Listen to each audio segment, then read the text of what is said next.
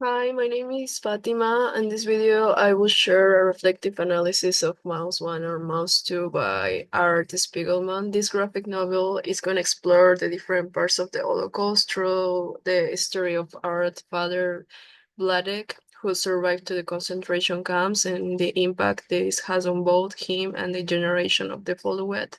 These books are powerful, emotionally, and deeply human, and they help me understand not just the historical facts of the Holocaust, but also the emotional scars in the left behind. Some things that are important for understanding the book, it's gonna be the graphic that it's a graphic novel focuses on the beginning of the history of latex, that his life before and during the early years of the Holocaust. One thing that really stood me out, it was how it was the normal life of Jewish families before the war.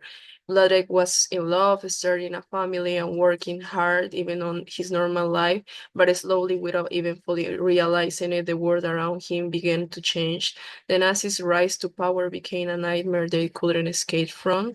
What impacted me most was how Spiegelman showed this not just through words, but also through different drawings, using animals to represent different races and groups. And it feels like that I was walking beside Vladek and somehow, so feeling his fear and confusions as the situations goes worse. In Mouse 2, we see the more intense, graphic, and painful parts of this time in Auschwitz, and also how Art himself is struggling to make sense of his father's trauma and how it affects him on his own life. And it's not just an history about surviving the Holocaust, it's also about the emotional way that trauma passes down to the next generation. The understanding of the book, it's something that it's gonna be really important for me on the part of the different quotes that it's being impactful for me. So Mouse One have some that it says I paid also for the food what she gave me from her smuggling business.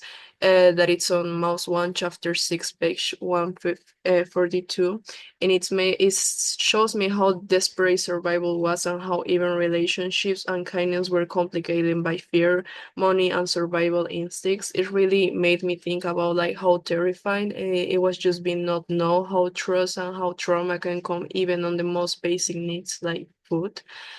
So was really struggling for me. Another one important in Mouse 2 was, but in some ways he didn't survive, meaning on his father when he was talking about him, and this line hit me hard because it makes me realize how survival isn't just about being alive.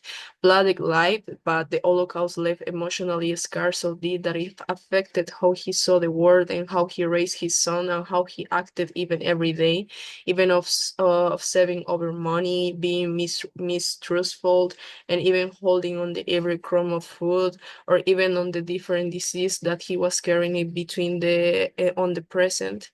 Another one that was really important for me is how the how seeing the trauma it doesn't end on the war ends. In most two in most one I felt like a lot of empathy when Vladek talked about his past, but in most two I started to see how this trauma carried into the future and even affecting our own life, his mental health, and his identity. So this my father's ghost still hands me over.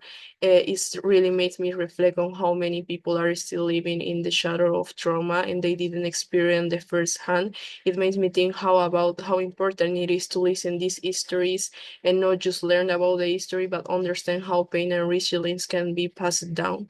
In conclusion, I think the Mouse One and Mouse Two are more than just books. They are emotional testimonies of survival's memory and inherent trauma. Our The Spiegelman's is a storytelling made me feel closer to this painful part of history, and it reminds me how important it is never forget what happened, not just in the camps, but in the lives of every person who lived through or was shaped by the Holocaust. Thank you so much for hearing.